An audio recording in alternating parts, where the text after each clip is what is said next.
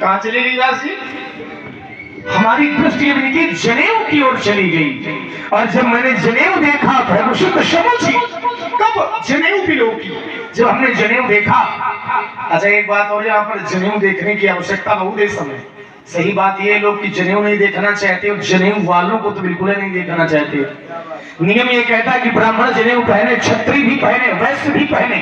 नियम तो यहाँ तक है कि 5 वर्ष में ब्राह्मण बालक का जनेऊ हो जाना चाहिए। 5 में न हो तो 8 में तो हो ही जाए। 11 वर्ष में क्षत्रिय का हो जाना चाहिए और 12 वर्ष में वैश्य बालक का जनेऊ हो जाना चाहिए। लेकिन अब दिन इतने खराब हो गए हैं कि लड़का का फलदान न चढ़े तो कहो पूरी जिंदगी जनेऊ न हो।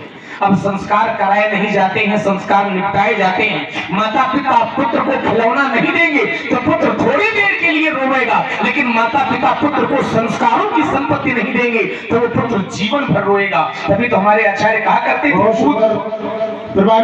आचार्य कहा करते थे, पूत शपूत तो का धन संचय, पूत कपूत तो का धन संचय। नियम से यज्ञोपवीत धारण करें, नियम से ही उतारें।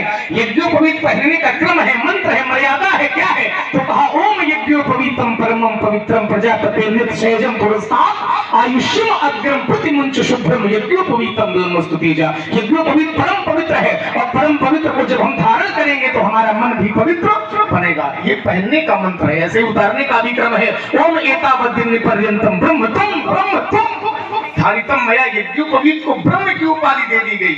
लेकिन कुछ लोग कहो ब्रह्म में माने जनेऊ में कहो चाबी बांध ली, है ना, खंडित हो गया जनेऊ। यदि एक गांठ अतिरिक्त लगा दी जनेऊ खंडित हो गया। तो नियम का पालन करें। मैंने आपका यज्ञोपवीत देखा, मैं जान गया आप ब्राह्मण हैं, हम क्षत्रिय हैं। सच्चा क्षत्रिय वही है जो ब्राह्मणों का सम्मान करे, जो ब्राह्मणों की सेवा करे। आप ब्राह्मण हैं, हम क्षत्रिय हैं, इसलिए आप जो कुछ कहेंगे मैं सहन करूंगा, क्योंकि हमारे वंश का नियम ये कहता है कि हम ब्राह्मणों से लड़ाई नहीं करते हैं। सुर महिषुर हरिजन और गाई, हमारे कुल इन पर न सुराई। यदि आप मारोगे तब भी हम आपके चरण पकड़ेंगे। क्यों? क्योंकि बधे पाप, यदि हम इनसे लड़ाई लड़ेंगे तो हमें वध करने पर पाप लगेगा, ब्रह्म हत्या का।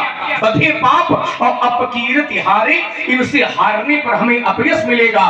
तो यदि ये मारेंगे हमको तब भी हम इनके चरण पकड़ेंगे। बधे पाप अपकीर्ति हारे और मारत हूं, यदि आप मारेंगे तब भी हम आपके चरण पकड़ेंगे।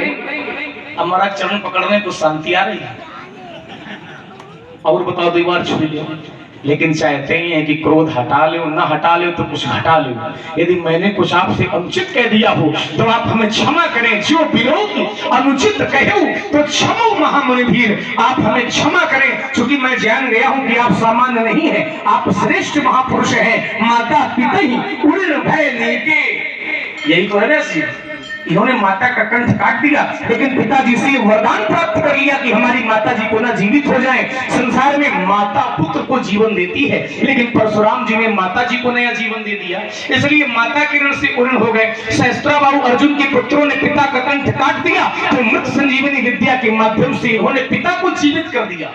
संसार में पिता पुत्र को जीवन देता है, इन्होंने पिता को नया जीवन दे दिया, इसलिए पिता के ऋण से उर्ण हो गए। देखो, परशुराम जी माता पिता के ऋण से उर्ण हो गए, और हम आप यदि माता पिता के ऋण से उर्ण नहीं हो सकते हैं तो राम लीला देख कर ये संकल्प ले सकते हैं कि आज से हम लोग अपने माता पिता की सेवा करेंगे। क्योंकि 4 पदार्थ करतल ताके, प्रिय पितुमातु प्राण सम जाके, असुर जननी सोई सुत बड़भागी, जो पितुमातु वचन अनुरागी। तो माता पिता के ऋण से ये उर्ण हो गए हैं, गुरु जी का ऋण शेष है।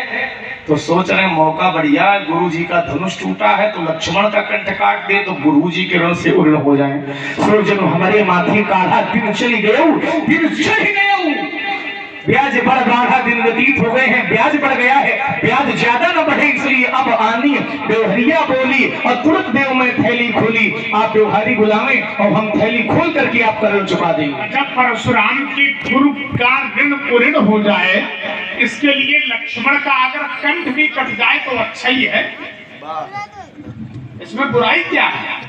भाई परशुराम जी के गुरु हैं शंकर जी, और शंकर जी के लिए अगर लक्ष्मण अपना सिर भी परशुराम को दे दे तो इसमें कोई बुराई नहीं है। तो तुम्हें तो साहस दे देना चाहिए, कह तो रहे कि लो परशुराम जी हमारा सिर काट दो, लेकिन तुम सिर को बचाने के लिए न जाने कितने उपक्रम कर रहे हो।